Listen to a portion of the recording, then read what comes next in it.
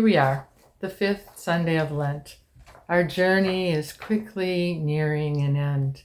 And in today's readings, we hear about a new covenant, a clean heart, and a grain of wheat. Through Jeremiah, God is offering a new, different, and extraordinary covenant, a covenant written on our hearts and calling each one of us to internal transformation. And we think about our world today, how challenging it is, how hard it is, how difficult it is.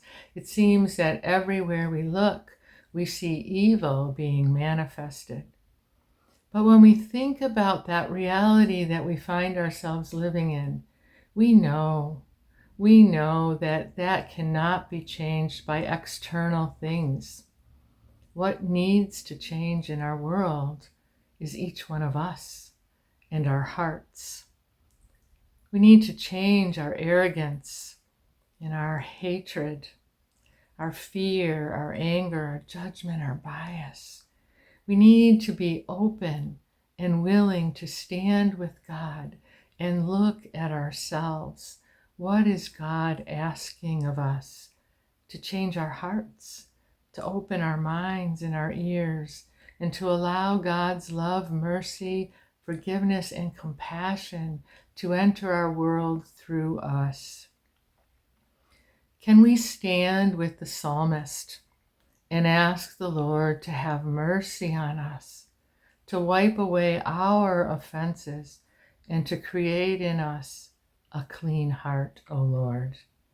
And in our gospel today, we hear Jesus say, the hour has come. Jesus' death and resurrection are imminent, but they are not for nothing. They are going to bring new life into our world, new life for all people. Our Lenten journey is coming to a close. What are we changing? What are we changing in ourselves, in our hearts, in our minds? What are we letting go of? What are we surrendering to God so that there's space in us for God's love and God's compassion, not only for us to receive, but for us to share with all of God's world? As we approach this week, before we enter into Holy Week, how have we done this Lent? What do I still need to let go of?